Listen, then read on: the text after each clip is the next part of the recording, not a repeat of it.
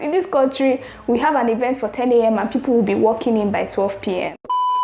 You see an ice cream container in the fridge, be rest assured that it's egusi soup or stew that is inside. Hey guys, I'm Jessica and you are welcome back to the awesomeness that is my YouTube channel.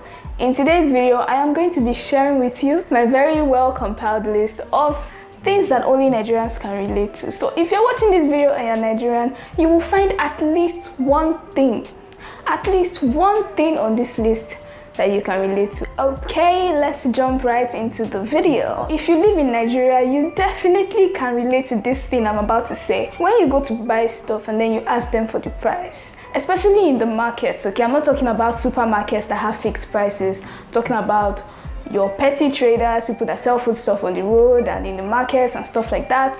They tend to always inflate their prices, and the truth is, the only power you have as a customer is your bargaining power.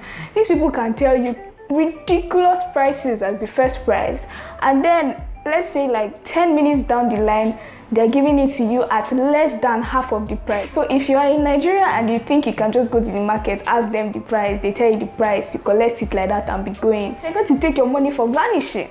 They're gonna take it for vanishing. That's what's gonna happen.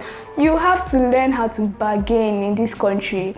Now let's talk about Nigerian parents. You know that thing that they would do every time you'd go to, let's say, someone's house, visiting and stuff, and then the person asks you, do you want to eat? Should I bring food for you? Are you hungry? And then you look at your mom, and the way she's looking at you, it's like, you know deep down inside you that if they born you well, if you were born correctly, you dare not say yes.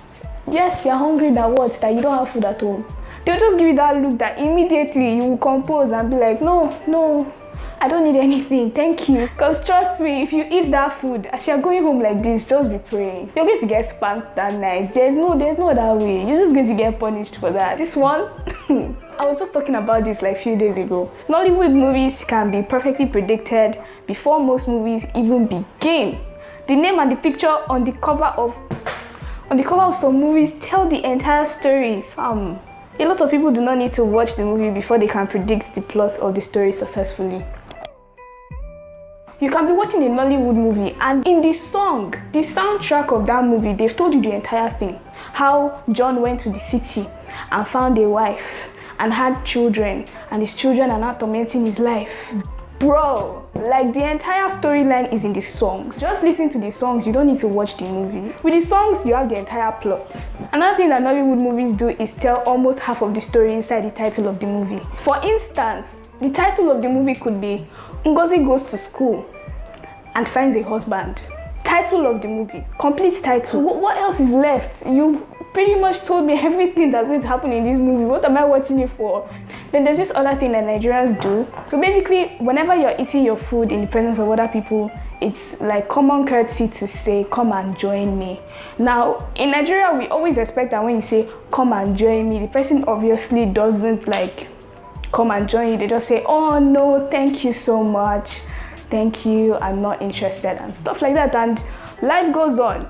But then some people carry spoons in their pockets. So before you ask somebody to come and join you and eat, assess the person and be sure that you're ready to share your food. Because some people, you're saying come and join me, you're thinking that they're going to say, oh no, thank you so much. You just see the person bringing out the spoon from their pocket and you just be like, oh yeah, now you said I should come and join you. Let's eat. Now this one, I'm sure a lot of people relate to this, and that is, don't ever trust recyclable containers. Don't trust plastic containers. You see an ice cream container in the fridge, be rest assured that it's egusi soup or stew that is inside. It is never ice cream. Or this other one, is it Danish cookies or something? I don't know if they are cookies or biscuits. I'll find a picture and I'll put it on the screen. That container is meant to have biscuits, right? It's usually never cookies or biscuits inside there. It's usually sewing materials that are in there. They've turned the container into a notorious sewing kits in this country. In fact, most times when I see it in the supermarket, I'm tempted to open it and check if it's not sewing materials that are inside there. Now, if you're Nigerian, you definitely know what Nigerian time is all about. In this country, we have an event for 10 a.m. and people will be walking in by 12 p.m. It's just standard. People just tend to come like from 2 hours after the time you've told them to come. Nigerian parents and oversized clothing are like this. They're like 5 and 6. They will tell you, don't worry, you will grow into it, and you're buying clothes that are 2 to 3 sizes bigger than us. Please, why? When I was a kid, almost all the clothes I had were bought for the future, bought in advance of when it would be my size. And then by the time it was becoming my size, my mother would buy a new batch of oversized clothes that I was supposed to grow into.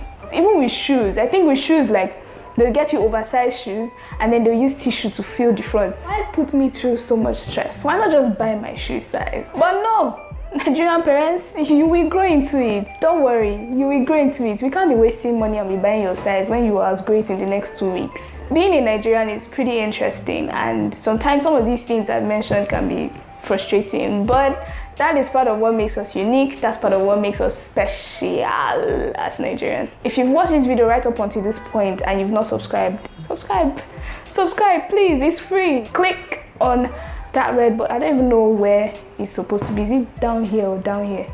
You may want to watch the video that just popped up on your screen right about now, because that video is entertaining as well. Have a nice day and a blessed week, and I will see you in my next video.